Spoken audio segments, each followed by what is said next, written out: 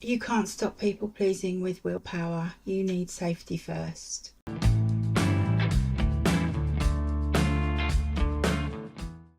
So people pleasing is one of the survival strategies, or one of the stress responses. We have a choice of fight, flight, freeze or fawn, and people pleasing is the fawn one.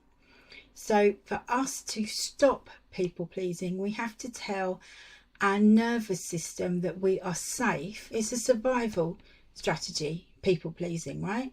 So it's because you don't feel emotionally safe. That part of our brain that originally evolved to deal with fight, flight or freeze, and now fawn, can't tell the difference between an emotional threat, which is what most of us experience today when we go into fawning or people pleasing, or a saber-toothed tiger stalking you down the high street. So the physical response that we have, caused by our brain's perception of the threat, is exactly the same. So we have to find a way to tell our body that we are safe, to tell our nervous system that we are safe, and then we don't have to go into people pleasing. We can do what feels right for us. So how do we tell ourselves that we are safe? Because you can say I am safe and it don't mean shit, right? So we need to find another way of doing it.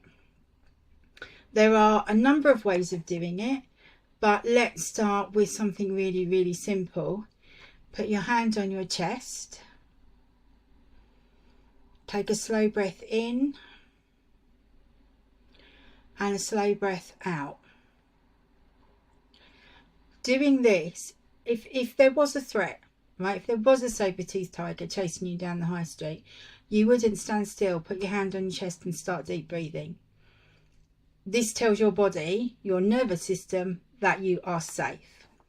We can then layer in some emotional boundaries, and please don't get alarmed when I say the word boundaries, because we need to think of boundaries differently as well. We need to think of boundaries as loving limits that help us be who we really are, not who other people think we should be. So it's not I don't know, holding a boundary that now you're the queen bitch of everything and everyone's got to do what you say. But there are certain boundaries that you can put in place, those loving limits that help you to be who you really are. And that's the way to tell if a boundary is working. Does this loving limit help me to demonstrate to myself that I am safe and I am loved? If the answer is yes, that's a brilliant loving limit. If the answer is not sure or no, we need to rethink that loving limit. So now we have tweaked our mindset a little bit, that we need to find a way of telling ourselves that we're safe. We've thought about how to do that in a physical way by putting our hand on our chest and deep breathing for a couple of moments. And we've also thought about having loving limits put in place to protect yourself, to keep yourself emotionally safe, because those are the threats we tend to experience on a day-to-day basis. You know, I'm sure there are many people who have been stalked down the high street by a saber-toothed tiger, but hey, prove me wrong. This is all about emotional safety. But that part of your brain that deals with fight, flight, freeze or fawn or people pleasing is a very old part of your brain. It's not going to respond to the newer cognitive part of your brain that's saying, hey, chill out, there's nothing wrong. We have to show that part of our brain by doing something physically and then putting loving limits in place when we recognise the things that take us from being safe into unsafe.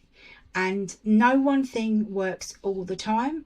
So start off slow, build up slowly, and when it stops working, change it and put something else in.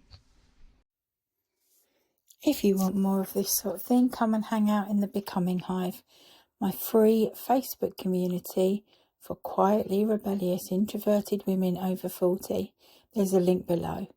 In the Becoming Hive, we talk real strategies, no fluff, no bullshit. You could also like this video, comment on this video and subscribe to this channel.